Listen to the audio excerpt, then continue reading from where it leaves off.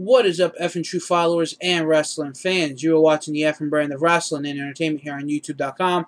My name is JC Styles, and I am back with the Friday Night Smackdown review for April 12th, 2013. Now, it was a decent Smackdown. I have to say, I really enjoyed it. I probably enjoyed this better than I did Impact last night. We start off the show, we see video footage of Triple H getting checked out by WWE medical examiners after WrestleMania 29 with his match against Brock Lesnar.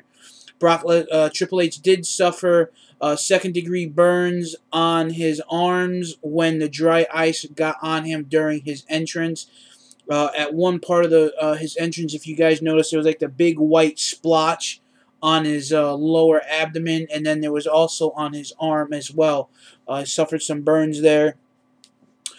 We start off the show. Big E Langston introduces Dolph Ziggler, and he mocks Ricardo Rodriguez. I thought it was funny, but you know what? I still like Ricardo when he introduces Alberto Del Rio. We then see Ziggler, who gets a very big reaction.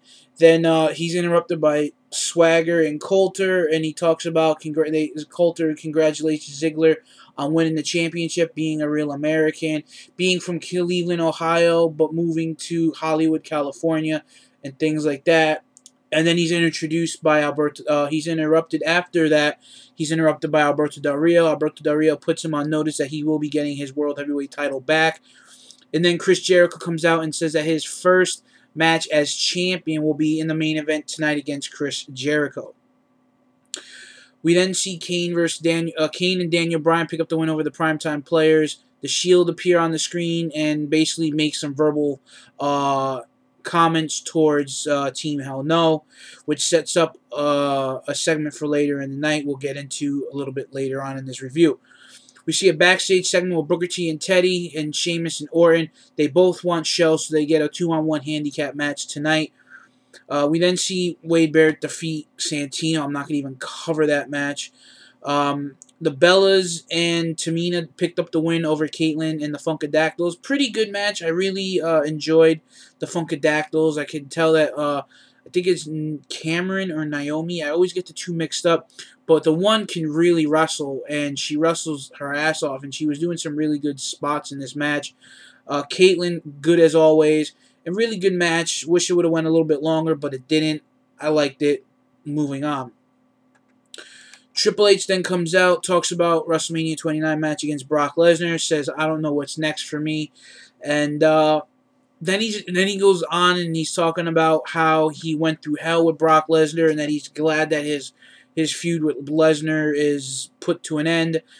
Then he's interrupted by Three-Man Band. Three-Man Band says that they've been trying to get over for months and that if you want to get noticed, you got to take out the biggest dog in the yard. They tried to get the upper hand on Triple H, but they're just beat down by the Shield. Then the Shield tries to do what Three-Man Band tried to do, but then Kane and Daniel Bryan come out, and we find out that there's a lot of information going around that the Shield and Daniel Bryan and Kane are setting up for a feud sometime over the next couple of months. That Kane and Daniel Bryan will actually be dropping the titles to the Shield, and that WWE is possibly thinking about bringing back the Freebird rule, where any members of two members of the Shield can defend the titles at any time.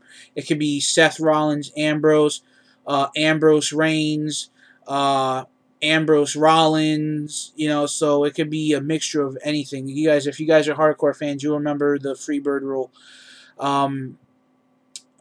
Then Daniel Bryan and Kane come out and they make the save, and then they try to hug it out, and this segment was hilarious. And Triple H isn't normally a hugger, but Triple H does have a comic side to him. We've seen that with D-Generation X. But I'm going to keep this going. Lillian announces the Shield versus John Cena and Team Hell No for the live crowd later tonight. This actually winds up not taking place.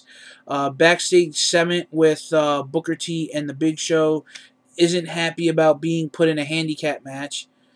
We then see Big Show versus Sheamus. This ends in a countout when Show walks away from the match after getting hit with an RKO and a bro kick.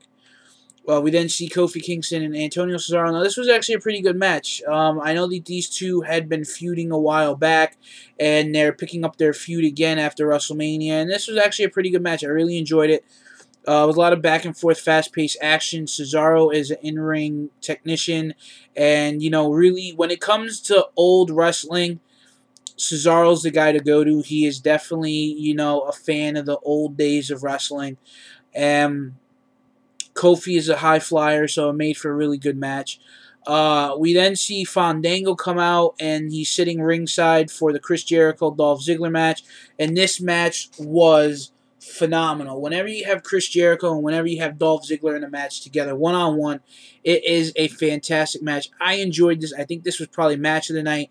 Ziggler has really impressed the hell out of me over the last several weeks. He impressed the hell out of me at this past Sunday at WrestleMania.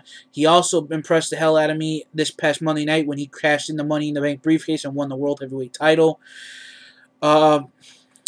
We wind up seeing Jericho pick up the win, and then post-match we see Dolph Ziggler hit the zigzag, and we then see Ziggler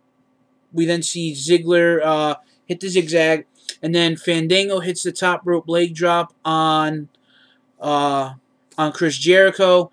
And it was actually, a pretty good segment. I really think that they're going to do something big with Fandango. I think that he's got a real good gimmick. Not a lot of people really can get by it, but if the guy can really outperform with this character, why not? Now, you have a character that's ridiculous, but you have a guy who's talented. I mean, like a lot of people said, and Bill and Doug, Doug from RVD Tito for Life said it best. WWE has so much stock in this guy that they gave him his first match at WrestleMania. With his character on TV at WrestleMania. So it was pretty sweet to see that. Guys, leave your comments in the comment box below. Let me know what you thought of Monday Night Raw. For the Effin brand of wrestling entertainment, I'm JC Styles. Catch you later and enjoy your weekend.